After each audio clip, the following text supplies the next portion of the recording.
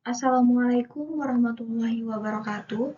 Perkenalkan, nama saya Elsa Lianti dengan NIM F1D321049 dari Program Studi Teknik Geofisika Fakultas Sains dan Teknologi Universitas Jambi.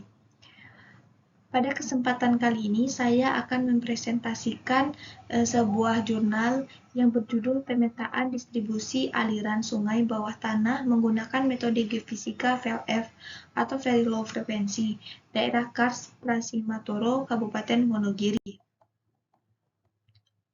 Nah, ini merupakan materi yang akan saya paparkan, yaitu ada berupa pendahuluan, metode penelitian, hasil dan pembahasan, kesimpulan, dan daftar pustaka.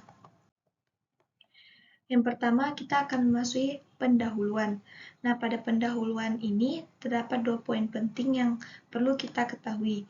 Yang pertama, morfologi daerah Kars Gunung Sewu yang terletak di wilayah Wonogiri merupakan kawasan perbukitan batu gamping dengan bentangan alam berupa kars yang tandus dan kekurangan air permukaan.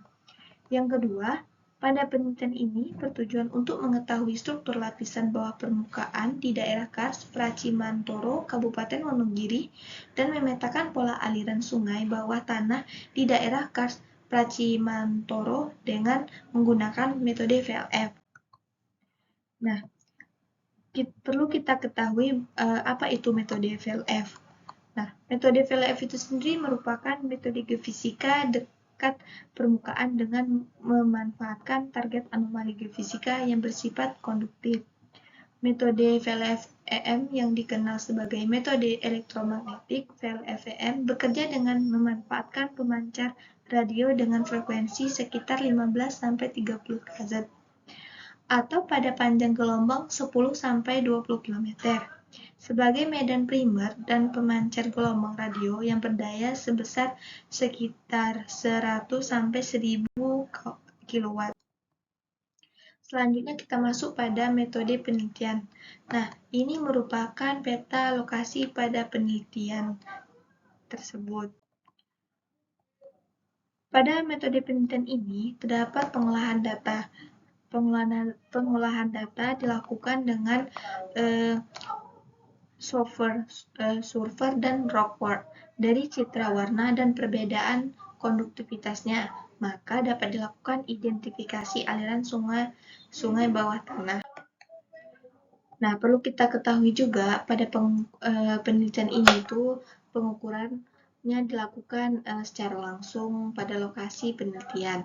Nah, adapun langkah-langkah pengukurannya itu adalah yang pertama, operator memasukkan beberapa parameter melalui tombol setup. Yang kedua, setelah semuanya terisi, kemudian mulai mengukur dengan menekan tombol start. Yang ketiga, apabila stacking beberapa pengukuran dianggap cukup, tekan start lagi untuk berhenti. Yang keempat, menghitung Fraser derivative dengan persamaan. Yang kelima, menghitung komponen real dan komponen imajiner. Selanjutnya kita masuk pada hasil dan pembahasan. Pada penelitian ini tuh dilakukan 3 lintasan. Adapun lintasan pertama yaitu dapat diinterpretasikan pada anomali rendah itu ditandai warna ungu sampai biru.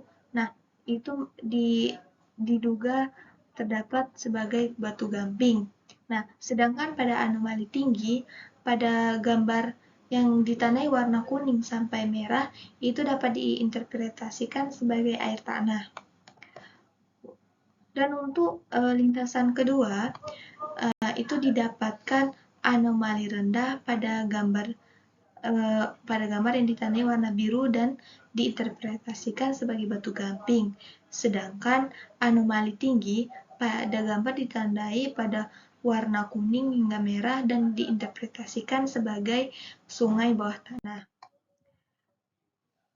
Dan pada lintasan ketiga ini itu didapat anomali ketiga batuan tersebut berbentuk seperti lorong-lorong dan diduga berupa batuan dalam struktur sungai bawah tanah yang dapat mengalirkan air.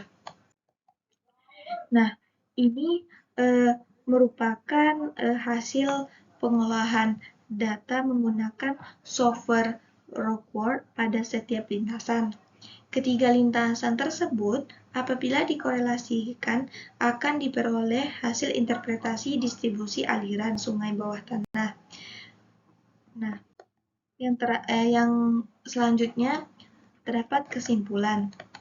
Nah, ini merupakan kesimpulan dari penelitian ini, yaitu struktur lapisan bawah permukaan di daerah Kars Pracimantoro, Kabupaten Wonogiri ini terdiri atas batu gamping napalan atau sampai tufan, batu gamping konglomerat, batu pasir tufan, dan batu lanau.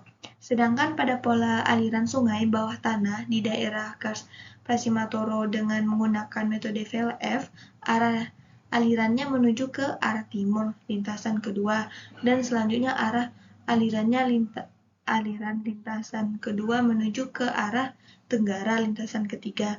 Aliran air tersebut diduga yang nantinya akan dialirkan ke pantai selatan. Yang terakhir yaitu daftar pustaka. Ini merupakan sumber dari materi yang saya dapatkan. Oke, sekian presentasi saya pada kesempatan kali ini. Jika terdapat kesalahan, saya mohon maaf.